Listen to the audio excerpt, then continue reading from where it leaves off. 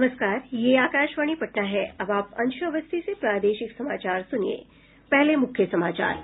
राज्य में कोविड के सक्रिय मामलों की संख्या बढ़कर 1,20,000 से अधिक हुई। आज 11,407 नये मामलों की पुष्टि। केंद्र सरकार ने कोविड प्रबंधन के लिए मेडिकल इंटर्न और बीएससी नर्सिंग की छात्राओं की सेवा लेने का निर्णय किया। राज्यों को भी इसके लिए पहल करने का दिया परामर्श। पीएमसीएच और आईजीआईएमएस सहित राज्य के 4 प्रमुख सरकारी अस्पतालों में कोविड मरीजों के इलाज के लिए बेड की संख्या बढ़ाकर 1900 की गयी। और काल वैशाखी के प्रभाव से अरवल, जहानाबाद, शेखपुरा, जमुई, समस्तीपुर सहित आसपास के कई जिलों में तेज आंधी के साथ बारिश। कोविड के मामलों की संख्या बढ़ रही है, इसलिए श्रोताओं से अपील है कि कोई भी कोताही न बरतें। सुरक्षा के सभी उपायों का पालन करें। 18 वर्ष से अधिक आयु के सभी लोग निसंकोच टीका लगवाएं। 3 आसान उपायों का पालन करें और सुरक्षित रहें। मास्क पहनें, 2 गज दूरी है जरूरी, सुरक्षित दूरी बनाए रखें, हाथ और मुंह साफ रखें। अब समाचार विस्तार से। प्रदेश में कोविड मामलों में तेजी से बढ़ोतरी का सिलसिला जारी है। राज्य में कोविड के सक्रिय मामलों की संख्या बढ़कर 1,20,352 हो गयी है। आज कोविड के 11,407 नये मामलों की पुष्टि हुई। पटना सहित 6 जिलों में 500 से अधिक नये कोरोना संक्रमितों की पहचान हुई।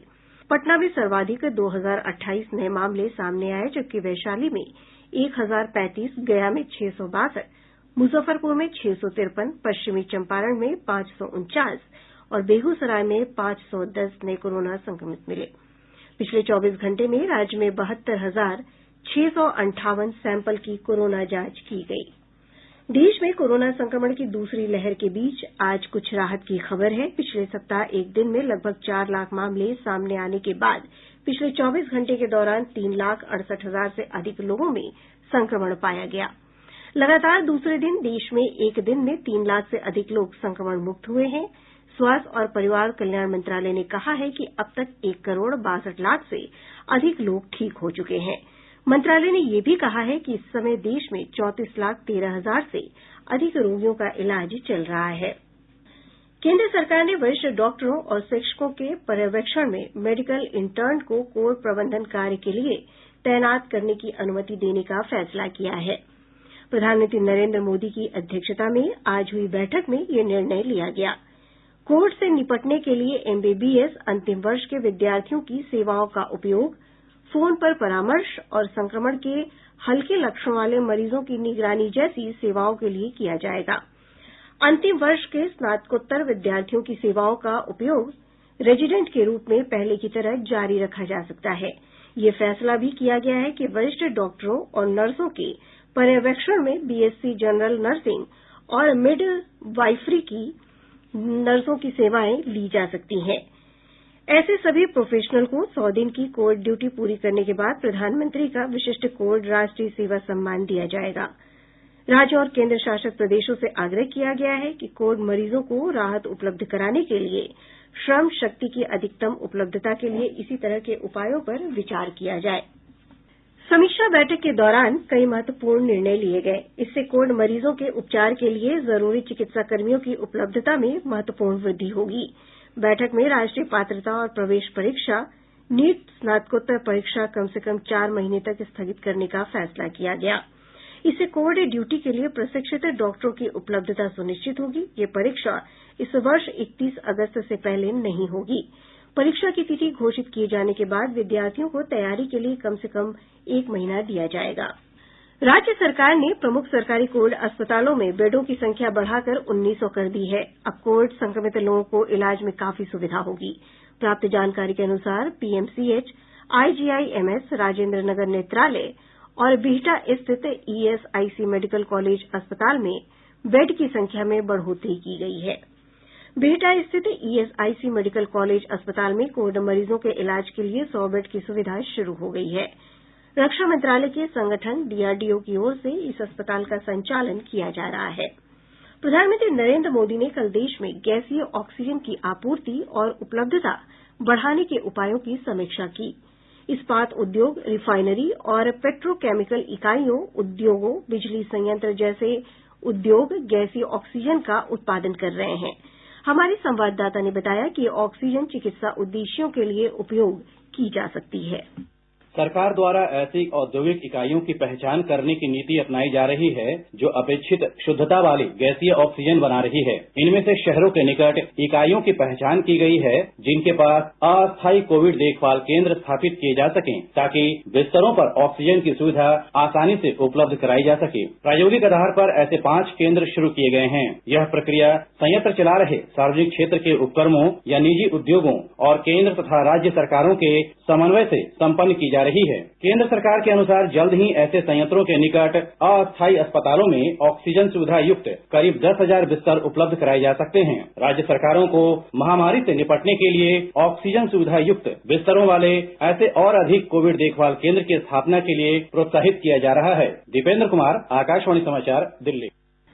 प्रदेश में अब तक 72,95,165 लोगों को कोविड से बचाव के टीके दिए जा चुके हैं। स्वास्थ्य विभाग के अनुसार कल 59,835 लोगों का टीकाकरण किया गया। इनमें से 31,042 लोगों को टीके की पहली डोज जबकि 28,793 लोगों को दूसरी डोज दी गई। वहीं देश में अब तक 15 करोड़ 71 लाख से अधिक कोविड के टीके लगाए जा चुके हैं। स्वास्थ्य और परिवार कल्याण मंत्रालय ने बताया कि कल 12,10,000 से अधिक कोविड के टीके लगाए गए। विधान परिषद परिसर में आज से विशेष कोविड टीकाकरण अभियान की शुरूआत हुई। विधान परिषद के कार्यकारी सभापति अवधेश नारायण सिंह ने बताया कि सदन के सदस्यों के अलावा परिषद सचिवालय के कर्मचारियों और उनके परिजनों को भी इस अभियान के तहत कोविड का टीका दिया जा रहा है। प्रादेशिक समाचार आप आकाशवाणी पटना से सुन रहे हैं। कोविड केयर सेंटर के प्रभारी और एम्स नई दिल्ली के वरिष्ठ स्वास्थ्य विशेषज्ञ प्रोफेसर अंजन त्रिखा ने कोविड का टीका लगाने के बावजूद लोगों से सावधानी बरतने की अपील की है। आप टीका लगाने के बाद आप सामाजिक कार्यक्रम में जाना जरूरी समझें तो तभी जाएं। हमारा राय रहे है कि आपको अभी जिस हिसाब से ये दूसरा सर्ज आया है, फैल रहा है, आपको किसी भी ऐसी जगह नहीं जाना चाहिए जहाँ पे भीड़ हो, जहाँ पे ज्यादा लोग हो, बेशक वो मंदिर हो, मस्जिद हो या कोई भी ऐसी जगह हो, शादी हो, ऐसा कुछ भी पार्टी हो, नहीं जाना चाहिए। अगर आप मास्क लगा के आपको वैक्सीनेशन हो गया है, आप अपने ऑफिस जाना चाहते हैं और आपके शहर में लॉकडाउन या कर्फ्यू नहीं है और आप एक सुरक्षित जगह पे एक दूसरे से दूर रहते हैं और आपका ऑफिस खुला है तो आप जा सकते हैं, प्रोवाइडेड आप मास्क हैं और कोविड बिहेवियर फॉलो करें। हर जगह कोविड युक्त व्यवहार करना अनिवार्य है और ये सबको करना चाहिए। और हम आपको यही राय देंगे कि अगर आप ये नहीं करेंगे तो आप अपने आप को ही तकलीफ नहीं, दूसरों को भी तकलीफ पहुंचा रहे हैं। मुख्यमंत्री नीतीश कुमार ने पटना में कोविड नियंत्रण और रोकथाम के लिए किए जा रहे उपायों का जायजा लेने के लिए आज शहर के विभिन्न क्षेत्रों का दौरा किया। मुख्यमंत्री ने पटना के राजेंद्र नगर, बोरिंग रोड, रूपसपुर, राजा बाजार और गांधी मैदान के आसपास के क्षेत्रों में भीड़भाड़ की स्थिति को देखा। मुख्यमंत्री सारी स्थिति की अभी पटना में शीर्ष अधिकारियों के साथ समीक्षा बैठक कर रहे हैं। बैठक में उप मुख्यमंत्री तारकिशोर प्रसाद, मुख्य सचिव त्रिपुरारी शरण, स्वास्थ्य सचिव प्रत्यय अमृत भी उपस्थित हैं।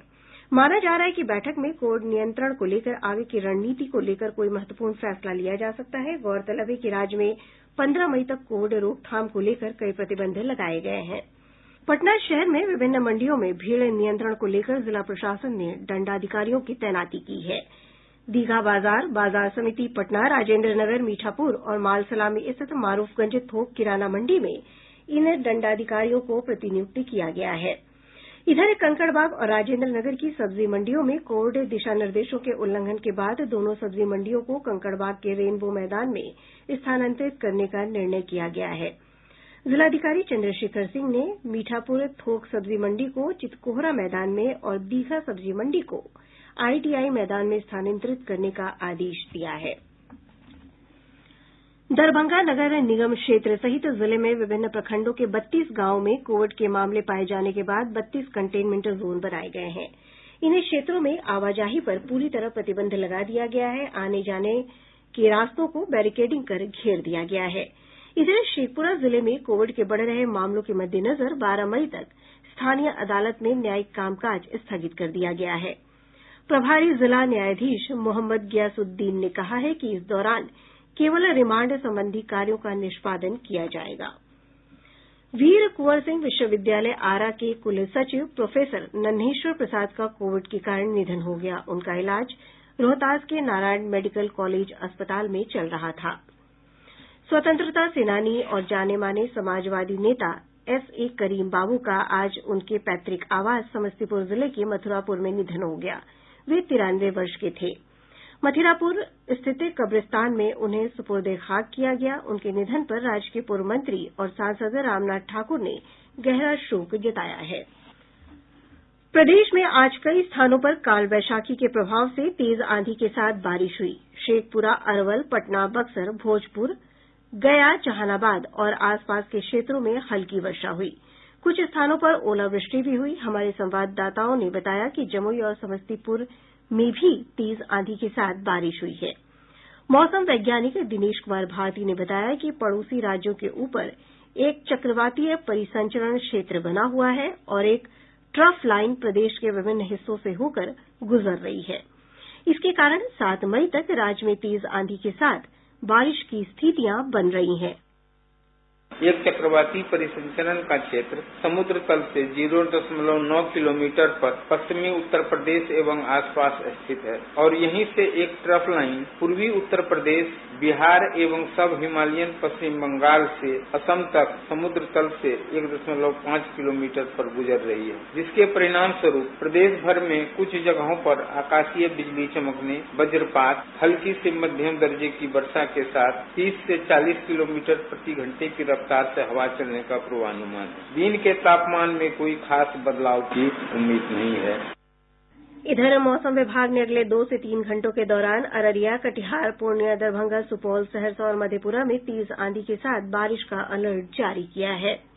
पत्रकारों को कोविड महामारी के खिलाफ लड़ाई में फ्रंट लाइन वर्कर का दर्जा मिलने के बाद उन्हें प्राथमिकता के आधार पर कोविड का टीका देने की कार्रवाई शुरू हो गई है।